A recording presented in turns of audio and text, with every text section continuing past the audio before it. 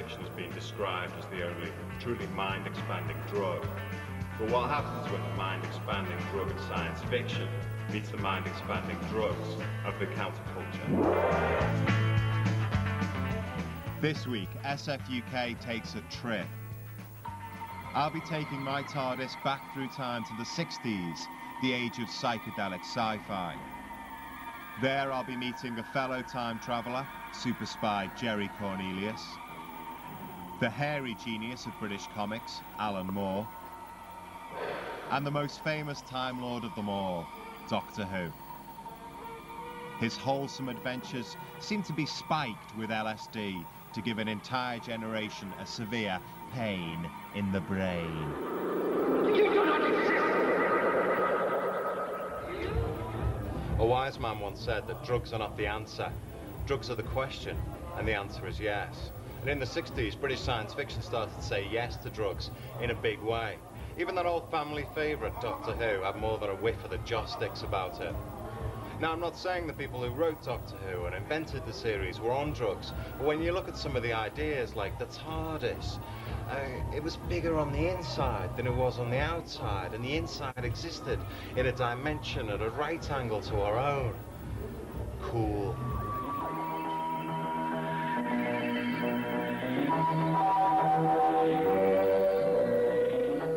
There's a clear connection between the British psychedelic experience and Doctor Who in the 60s. For a start, we have a strange British man travelling through time. That's in a police box. That's certainly surreal and psychedelic.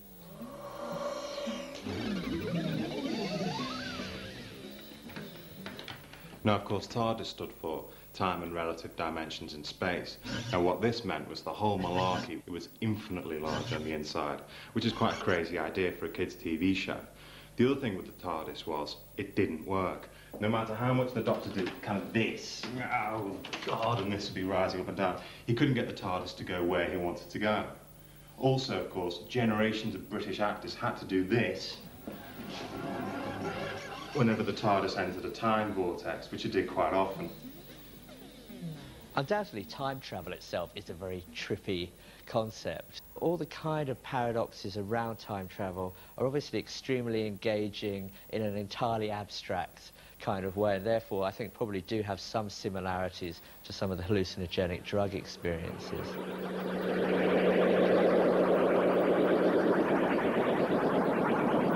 Fight it! Fight it below!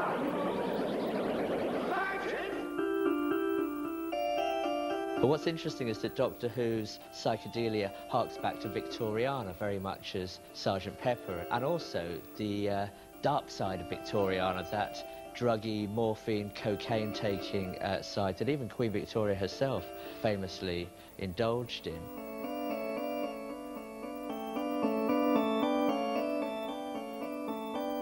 Us Time Lords go through numerous regenerations. We shed our skin, like the snake, adopting the look of various great British lovies. Now, the Doctors break down like this. William Hartnell, crotchety old grandfather. Patrick Troughton, kindly cosmic tramp. Over here, we have John Pertwee. Now, he's a bit of a dandy and also a master of Venusian Aikido. Quite a sedate martial art, befitting a man of his distinguished years. And then, of course, the classic Doctor, Tom Baker, 20-foot-long scarf, jelly babies, unruly curly hair, large sideburns, a look, of course, I myself am cultivating. He carked it. The next bloke's over here. The Doctor known as the young innocent, Peter Davison, the youngest man ever to take the role, often would leap headlong into trouble, enjoyed the odd game of cricket, affected to stick a celery in his lapel. And then the rot set in. I don't know if it's all Colin Baker's fault. Some people said he was too arrogant. Maybe the BBC was losing interest by then. But Colin Baker, people were no longer watching, and frankly, he was saddled with Bonnie Langford as an assistant, who I personally blame for the decline of British science fiction. So by the time poor old Sylvester McCoy took the role as a kind of funny little man, you know, I just don't think anyone was watching it. It had a terrible time slot, and that was it. The BBC pulled the plug. It was during John Pertwee's watch as the Doctor that psychedelia finally made it to kids' TV, although there was a tang of trippiness to some of the earlier Doctors. I think Doctor Who became part of the drugs culture, although William Hartnell sort of begins dressed as an Edwardian chap before the Beatles and Sgt. Pepper. By the time you get to John Pertwee, things have gone full circle, and dear John Pertwee is dressed like Jimi Hendrix, the only two people that could ever get away with wearing a ruffled shirt. The 60s was about changing the world through peace, love and dirty feet. And so was Doctor Who. He wasn't violent. He defeated his enemies because he was smarter than them, and his only weakness was his love for the people of Earth. Big love from a man with two hearts. To find out more about psychedelic sci-fi, I went to see Alan Moore, who is famous for writing the graphic novels Watchmen and V for Vendetta.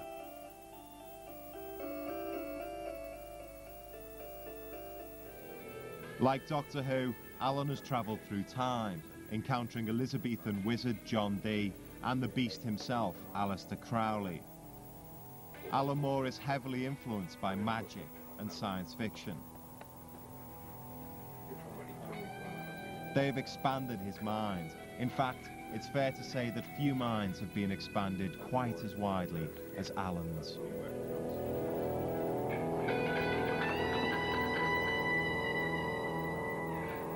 His career as a writer began with his stories for the Doctor Who comic. Was Marvel UK. They've got their line of Doctor Who comics, so they asked did I want a job writing some backup stories. So even though I didn't know anything about Doctor Who, because I was the kind of purist who thought that it was never any good after William Hartnell left.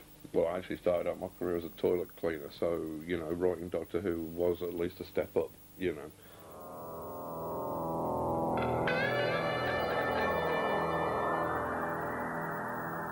Do you think that the 60s were a big influence on you? I mean, are you a child of the 60s? What do you think? I mean, sort of render unto me a break, Matthew. It's like, you know, obviously I do have a very soft spot for the 60s. That probably colours my judgment of the 60s. But trying to be as impartial as I can be, I think that they were a very important decade. A lot of it ended disastrously, you know, it has to be said. But the kind of thinking seems to me important. It has coloured most of the world since then.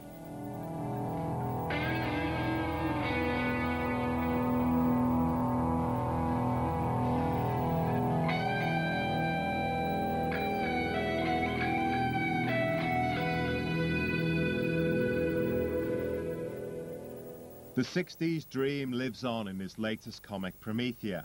It's a rich mix of magic and science fiction, and it pushes the idea that imagination and fantasy are the only way to save humanity. Fantasy and psychedelic drugs are often held up as being, say, prime avenues of escapism. To me, it's just the opposite. That fantasy enables you to look at the real situation through a different lens. Fantasy is incredibly important. I think it's incredibly central to the entire human experience. This is not some frivolous, sort of light, decorative thing. The serious side of fantasy even appeared in Doctor Who. Planet of the Spiders slips in then fashionable ideas of Eastern mysticism. The last Pertwee story, Planet of the Spiders, it's a Buddhist parable, and again I was watching it recently, and I thought this is extraordinary. This is not the worst witch. This is incredible. The Doctor's overweening arrogance and desire to know leads him to an ultimate confrontation with a spider called the Great One, who represents his ego, and it's plainly stated, you know, I am the great me and all these things, and I just thought this is fantastic. I think it's almost the fact that the BBC always regarded it with faint suspicion and contempt that allowed them to get away with what they did. I think Doctor Who, I mean, like a lot of psychedelic culture, was created by people who wouldn't know a spliff if it bit them on the bum, actually.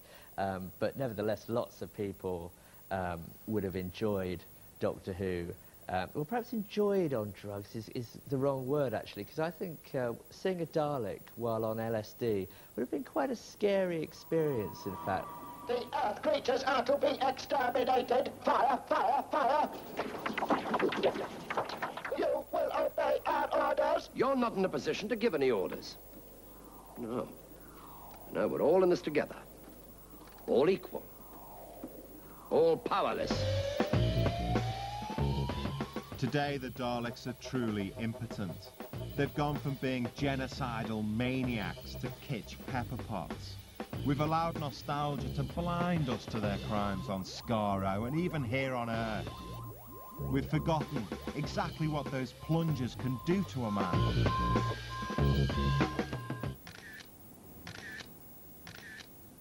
Next up on my time trip was Christie's auction house, where the Daleks have gone to die, victims of the recent trend for trading sci-fi memorabilia, or old tat as my mother calls it.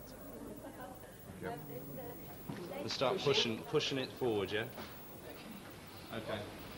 I hate nostalgia. That Dalek should be out conquering the universe, not being pushed around, not being sold off as some retro conversation piece for the TV generation. Good afternoon, ladies and gentlemen. Welcome to today's TV generation sale. The auction was tense. The bidders were trying to psych each other out. I showed up wearing my poker face. You're all sitting comfortably, then we'll start the sale with lot 1, the Magic Roundabout, showing on the screens there for you. And various interest on this lot at £150, 160, 170, 180. These people are here to pick up a piece of psychedelic sci-fi history that they hope will grow in value over the years. But any Time Lords will tell you exactly how much these bits and bobs are going to be worth in the future. She's back. 320 there. Nix. Nada. Nothing. 350, that's 1008, thank you. And we continue with lot 2. Magic Roundabout. Again, there are 11 items in this lot. And again, various Admire the craftsmanship of this piece. How much do you think it's worth, sir? A tenner? 20, 25 quid? You're, sir, at 200, and that's 677, thank you. And we continue with lot 74A, the replica red and silver Dalek. Of course, this is just the outer casing of a Dalek. Peel back its lid, and inside is the real alien, an amorphous green slug. I wonder if that slug is here today, trying to buy back its old outfit. £1,200 on the telephone. How did it end up like this? Where did it all go wrong for the most successful British science fiction TV show ever? I'll tell you in 2 words. Bonnie Langford.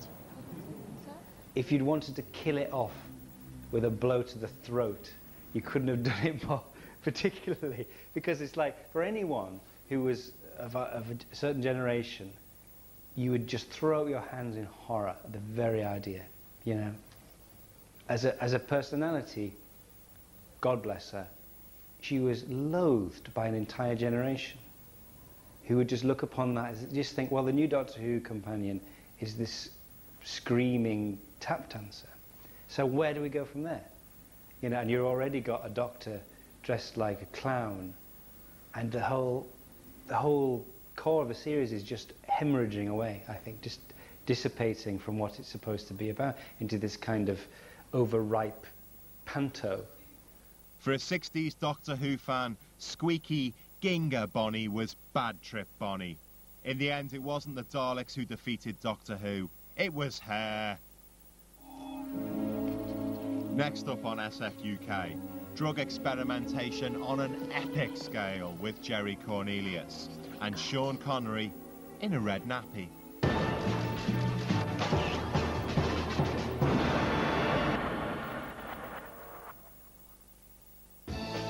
The 60s dream of drugs, sex and hair soon fell apart. The decade dragged its unwashed, saggy carcass into the start of the 70s, and British sci-fi was on hand to finally put it out of its misery.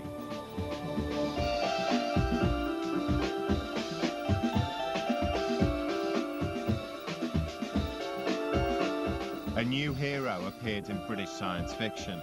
He was the invention of Michael Moorcock, a writer so close to the hippie scene that he performed with Hawkwind. He created just the kind of hero we needed to save us, a psychedelic James Bond called Jerry Cornelius. Jerry Cornelius is a time-traveling super spy. He's the technological messiah. He's the drug-addled Doctor Who for adults.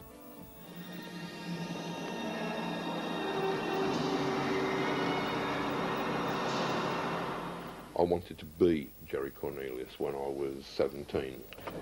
Blow it all up, I fancy. When? Well, the day after tomorrow, if I can get back in time. What Moorcock was doing, he was taking the 20th century myth figure of the glamorous spy and then giving it some savage spin.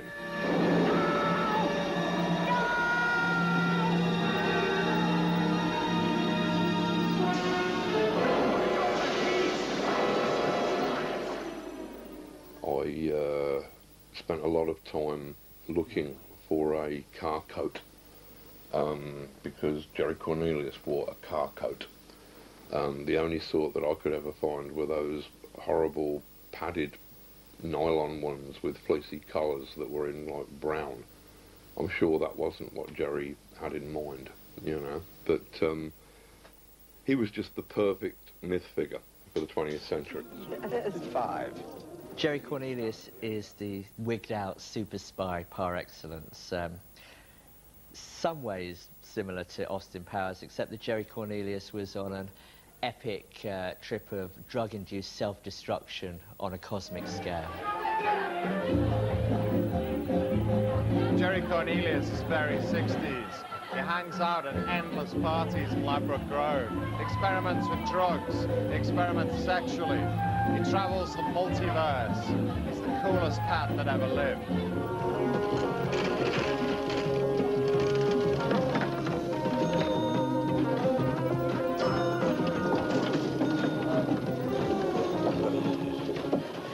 Are you riding me, man? Not tonight, baby. The most famous adventure of Jerry Cornelius is called The Final Program, in which Jerry becomes embroiled in an experiment to create a new super being. We shall be the new Messiah. This experiment involves Jerry having a spectacular shag.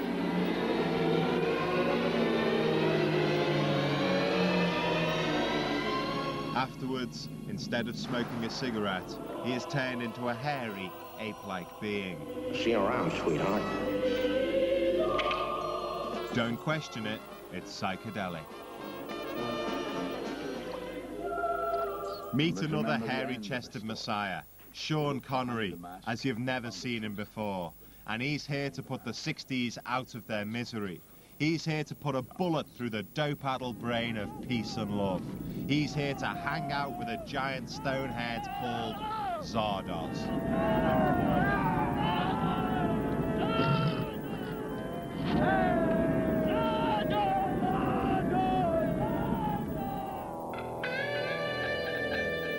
The John Borman film Zardoz came out in 1973 at the crusty, spliff end of the 60s dream. Psychedelia was burning out. The communes were falling apart over things like lentil allocation. It was all going horribly wrong.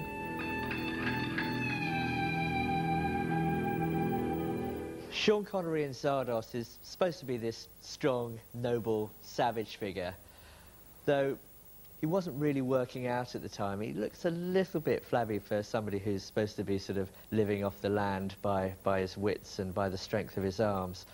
And the costume and the moustache, well, he looks like a slightly seedy proprietor of a Hamburg gay club which might have seen better days. But Zardoz is not just cheesy kitsch. It is an insanely ambitious, sexy slab of British science fiction set in the beautiful landscape of Ireland. Just because of that nappy, it has been unfairly mocked for too long. It is my favourite film. I am a fan. Then Zed will be terminated. Sean plays Zed, who gets taken in by a 60s-style commune. Here the hippies are called Eternals. They live forever. Their only problem, though, with being immortal is that there's no need for new life, and therefore no more sex. No one has had an erection for 1,000 years. Cue Sean. But nobody could quite determine how this becomes this. The Eternals are very curious to see an erection in the flesh. They try to arouse Zed. Unfortunately, faced with 60s performance art, Zed fails to get wood. This doesn't seem to affect him either. Finally, it's the fragrant charms of the leader of the Eternals, Consuela, that floats Zed's boat. He looks rather proud of it, but Consuela is not amused.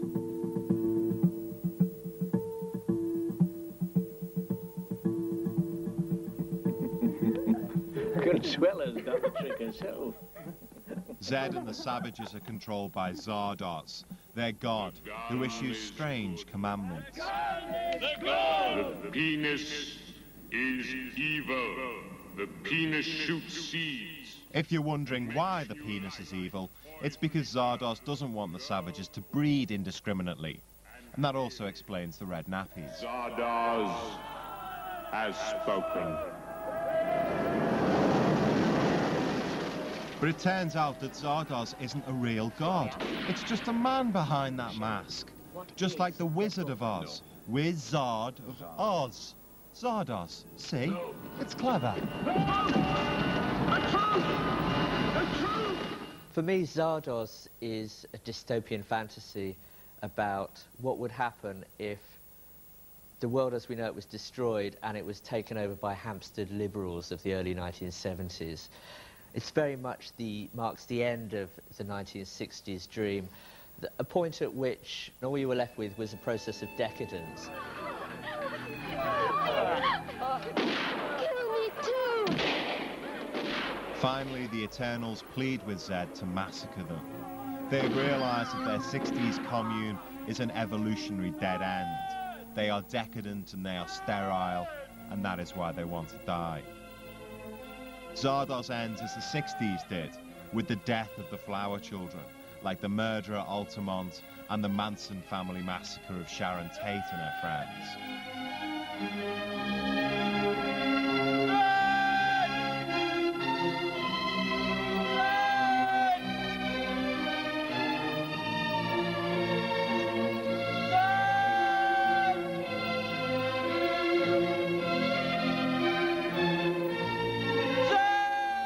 After the destruction of the commune, Zed and Consuela give up eternal life to give birth and start their very own nuclear family.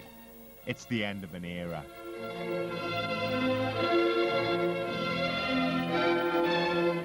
Next week, the hippies are dead, long live the punks. SF UK gets ultra-violent with A Clockwork Orange and British science fiction comic 2000 AD.